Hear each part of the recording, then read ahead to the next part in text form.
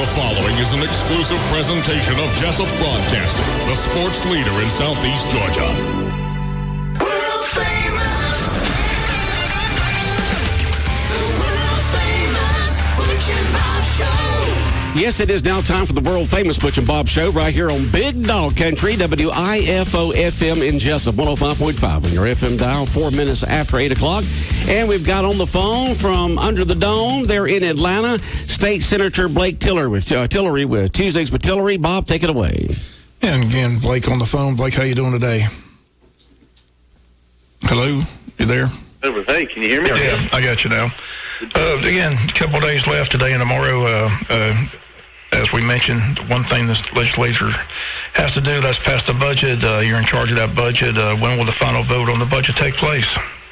It'll be day 40. So Wednesday, we didn't get it done last night. There were a few other things outstanding, and I think we're going to wrap those up today, and that'll mean it'll be on the floor tomorrow.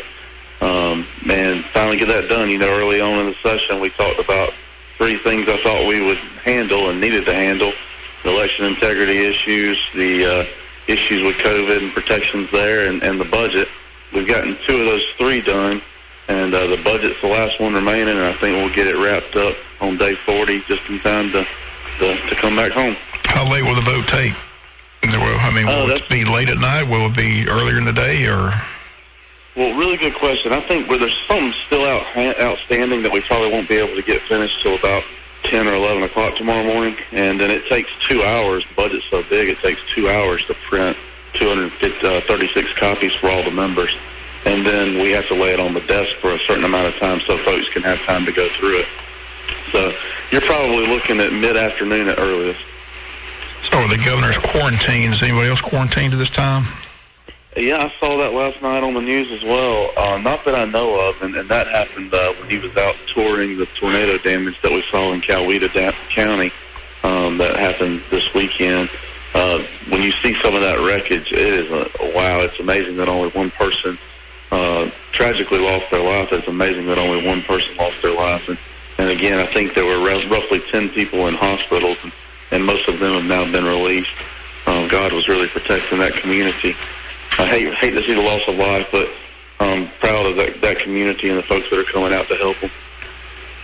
One news story coming out of the legislature, again, Governor Kemp's, one of his top priorities this session was to do away with the citizen's arrest law. Again, Georgia will be the first state to remove a citizen's arrest statute from its books, as all 50 states have a version of the law. But yesterday the vote in the Senate was 52 to 1. Only one state senator voted against it. So, what was he drinking? There were a lot of amendments.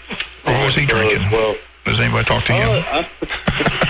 I mean, what happens when only one person votes against a bill? Does anybody look at him like, does anybody ask him why? Yeah, they do.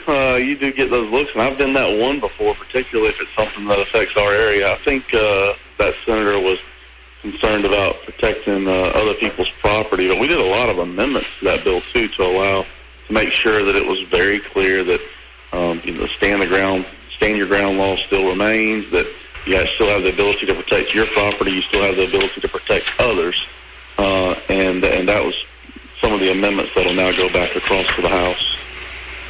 All right. I mean, it still allows employees of businesses, security officers, private investigators, inspectors of truck scales to detain someone they believe committed a crime to a law enforcement officer arrive. But that's the key to it, right? They have to wait for the law enforcement officer arrives.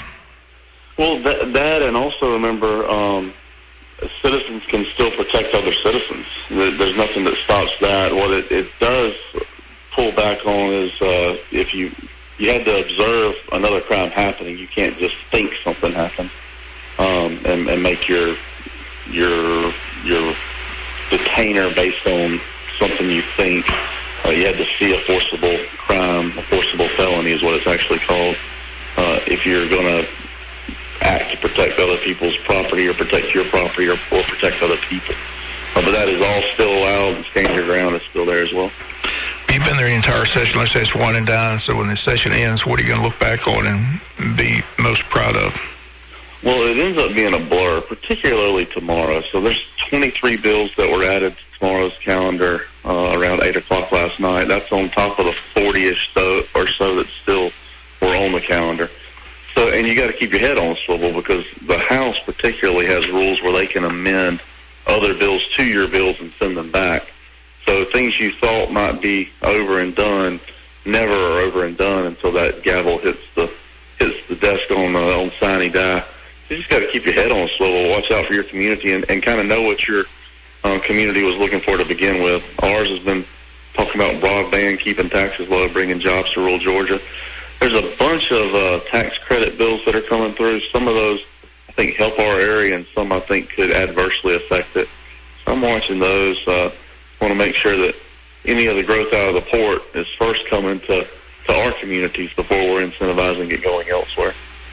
The county commissioner sent y'all a thing trying to get a public works authority. Did they get that in time? Is that going to be approved by the legislature? Yeah, it is on the calendar for tomorrow in the Senate. It's already passed the House. They actually had two authorities, one concerning recreation and one concerning a public facilities authority.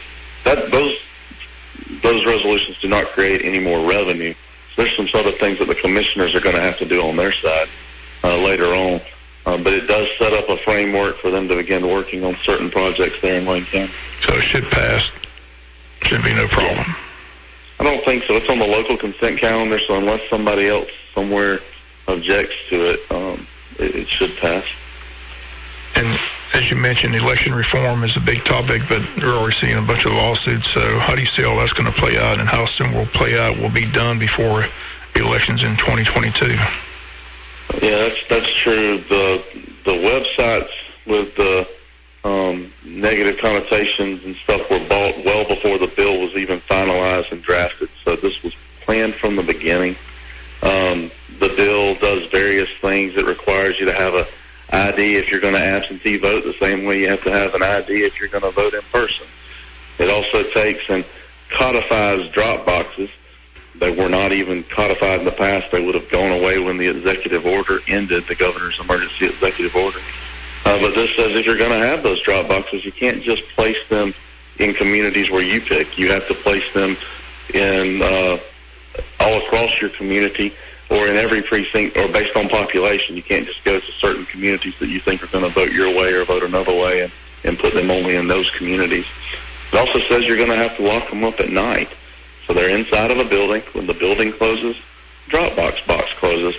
That way, if someone does drop off their ballot early, you don't have to worry about other folks sabotaging the box or stuffing the box, even though there's other protections in place for the stuffing in other parts of the bill as well. And it also requires there be security paper on the ballots. One of the things we ran into this past time was a lot of folks wondered, were there fraudulent absentee ballots? There won't be that question again if you're using paper that's covertly, overtly, and forensically auditable. And that those are also provisions of the bill. The Senate bill had those three words I just said. The House bill just said security paper, but I think it ends up being the same thing. But one other thing that I think is pretty big that is in there is we had questions about why doesn't the state just go grab the ballots and audit them themselves? The ballots belong to the counties. But this bill makes it clear that for 24 months following the election, the head election superintendent for the state, which is the Secretary of State's office, can get those ballots at their request. So if we did have to do that audit, that's available. Yeah, you're part.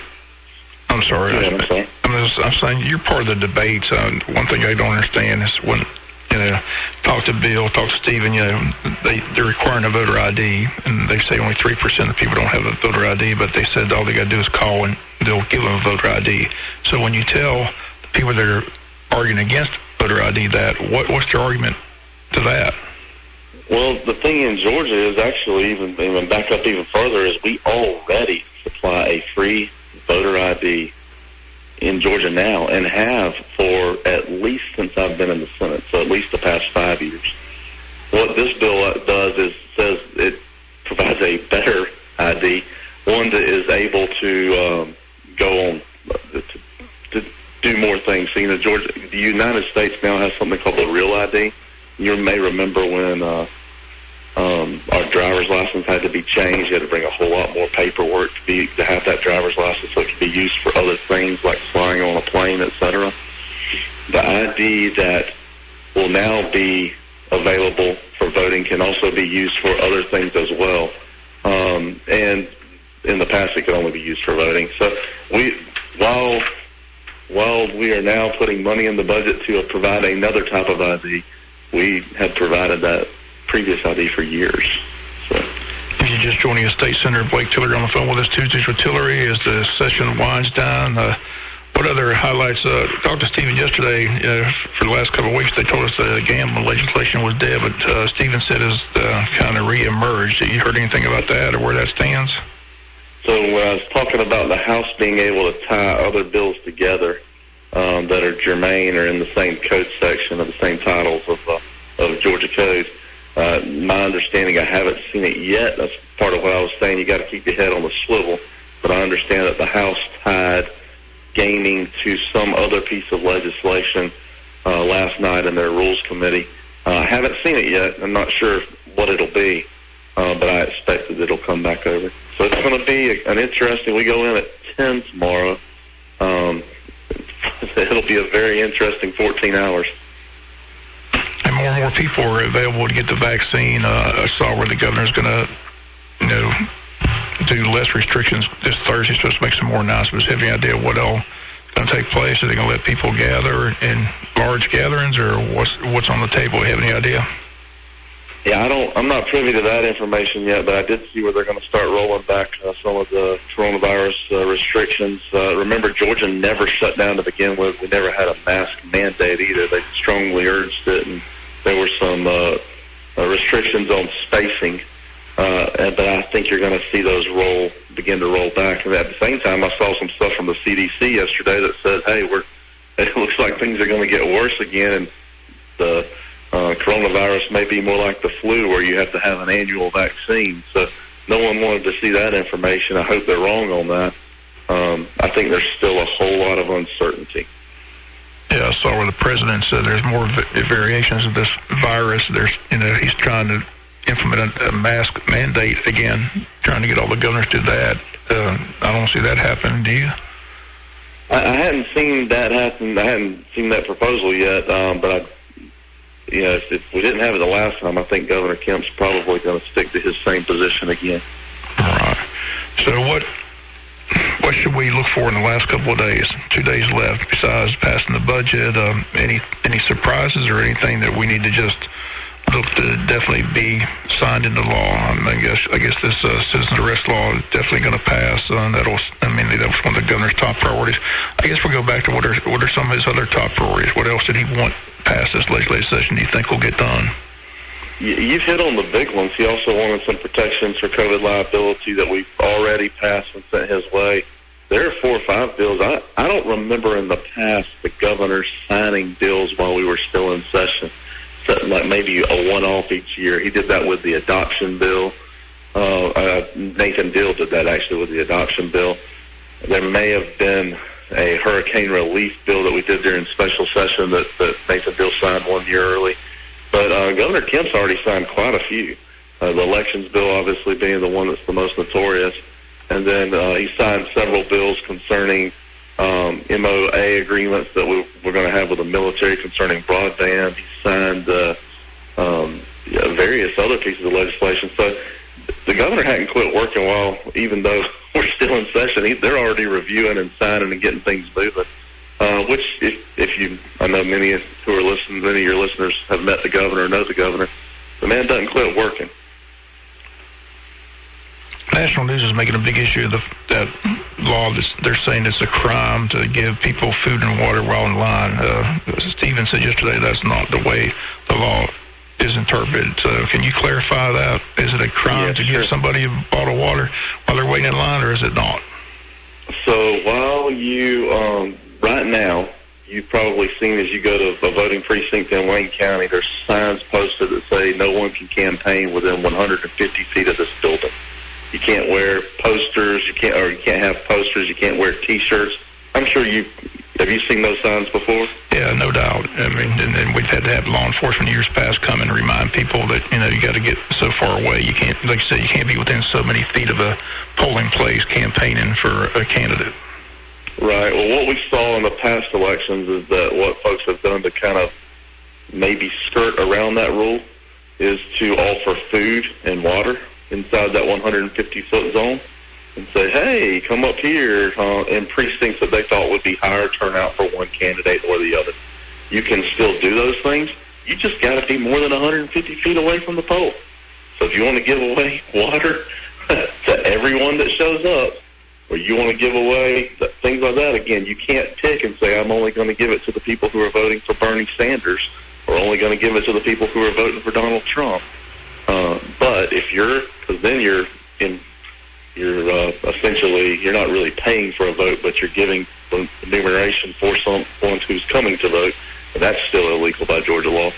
But as long as you're outside that 150-foot zone, you're okay, and that's what the bill says, is you can't give anybody anything, you can't offer food or drink inside that 150-foot zone. So to stretch it further than that is just to be disingenuous. Now, going back to legislative breakfast here in Wayne County, another thing that our legislators talked about was the broadband, expanding that. That's a part of the budget, so I guess we should highlight that. The governor's been pushing that for rural Georgia. Y'all have been pushing it, so the money's there. So the question is, how soon will we see improvements in the broadband to this area? Yeah, there's $30 million in the state budget. On top of that, you've had roughly $4 billion in American Rescue Plan funds that are coming to Georgia. I imagine you will see a substantial portion of them go into broadband. The thought right now has always been, or thought in the past has always been, you've got to hardwire, fiber wire to homes directly if they're going to have reliable service. We're seeing more and more moves, and it was pretty ingenious with the U.S. Army, to say, hey, how would you provide broadband if Georgia was a battlefield? Thankfully, it's not. But if it was, how would you supply broadband? And to hear the Army's answers on these things was extremely helpful. It was, what's the biggest impediment? We thought it would be laying fiber. They're like, no, the biggest impediment is trees. You need to do this if you're going to try to get to the last mile homes, and you're also going to need to use different types of wavelengths. So it's been extremely helpful using technology that our government has already invested in from a military standpoint to work to make those investments in last mile broadband. Again, Blake, we thoroughly enjoyed having you here on Tuesdays during the legislative session. Tuesdays with Tillery, again, Mondays with Meeks, and Wednesdays with Werkheiser. Again, our listening audience seems to enjoy hearing from the legislators. Again, you're always accessible, always giving your phone number, email address, things like that. So, but I just want to thank you personally for taking time out being with us here on Tuesdays during the session. It's been very informative, and we do appreciate it very, very much. Well, thank y'all, and thank y'all for allowing us the opportunity to do this again once a week during session. It's been a pleasure. Bob, thank you. Butch, thank you as well. And we'll be down in Wayne County at the post-legislative luncheon very soon. And then wrap all this stuff up. I hope you guys have a great rest of your day, and thank you for the service you provide folks in Wayne County and for letting us do this. Okay, hopefully we'll get you in the studio when you get back as well. So, again, stay safe in Atlanta. Yes, sir. See y'all soon. All right, thank you, Blake. And that's been the world-famous Butch and Bob Show this morning, brought to you by First Southern Bank, Murphy Builder Supply, Damon's Famous Fingers and Wings, and O'Quinn & Associates Country Financial. The world famous Butch and Bob Show.